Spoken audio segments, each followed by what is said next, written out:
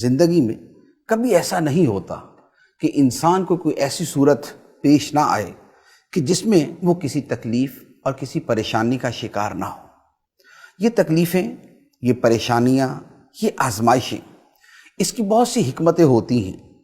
اکثر و بیشتر اللہ تبارک و تعالیٰ کی طرف سے بندوں کو آزمایا جاتا ہے کہ اگر میں نے اسے نعمت دی تو اس کا رویہ کیا تھا، اور اگر میری طرف سے اسے آزمائش آئی تو اس کا رویہ کیا رہا۔ یہ رویہ جو مصیبت کے وقت ظاہر کرنا ہے اور جو اللہ تعالیٰ کا حق ہے وہ یہ ہے کہ بندہ ان چیزوں پہ صبر کرے، مصیبتوں میں اپنے آپ کو صابر رکھے، بے صبری نہ کرے، واویلا نہ کرے۔ صبر کرنا اور تکلیفوں کا مقابلہ کرنا یہ زندگی کا حصہ ہے۔ اللہ تعالیٰ نے یہ دنیا پیدا فرمائی ہے تو اللہ تعالیٰ نے اپنی جو حکمت اور جو نظام ہے وہ قرآن مجید کے اندر کئی جگہ بیان فرما دیا کہ یہ نظام زندگی جو پیدا ہوا اس میں مشکلات ایک کمپلسری چیز ہے، اور اللہ تعالیٰ ان کے ذریعے بندے کو آزماتا ہے۔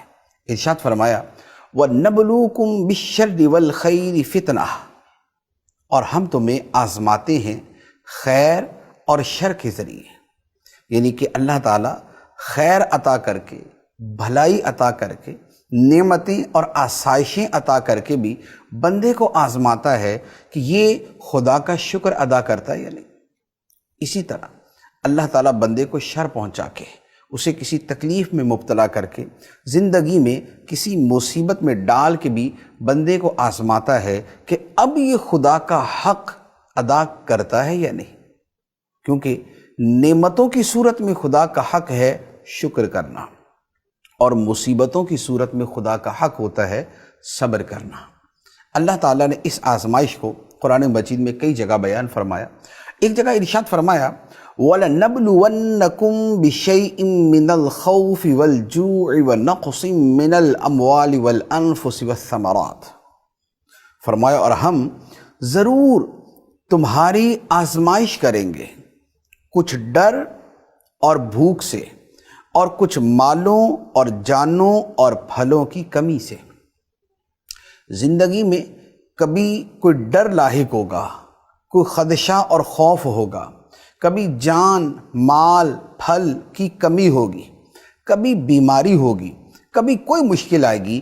ان تمام چیزوں میں رب فرماتا ہے کہ ہم تمہیں آزمائیں گے، تمہارا امتحان لیں گے، اور اس امتحان میں کامیاب ہونے والے کون ہیں؟ فرمایا وَبَشِّرِ الصَّابِرِينَ، اور صبر کرنے والوں کو خوشخبری سنا دو۔ اس کا مطلب یہ ہوا کہ اس امتحان میں جو کامیاب ہونے والا ہے اور جو خدا کا حق ادا کرنے والا ہے وہ ہے صبر کرنے والا۔ اللہ تعالیٰ نے صبر کو اتنی عظیم چیز بنایا ہے۔ ایک حدیث مبارک عرض کرتا ہوں، اور آپ یقین کیجئے کہ جو بندہ اس نعمت سے مالا مال ہو اور جسے یہ خوبی عطا کی جائے، اسے پتہ چلتا ہے کہ واقعتاً صبر کرنا کتنی عظیم چیز ہے۔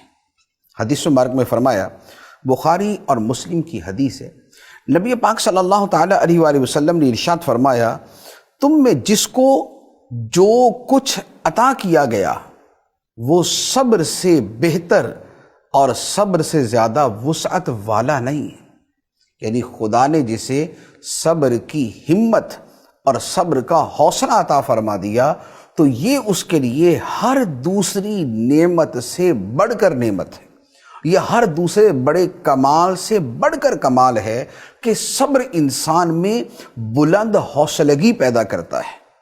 صبر مشکلات میں ڈٹنے کی ہمت اور مشکلات کے سمندر کو عبور کر دینے کی ہمت انسان کے اندر پیدا کرتا ہے۔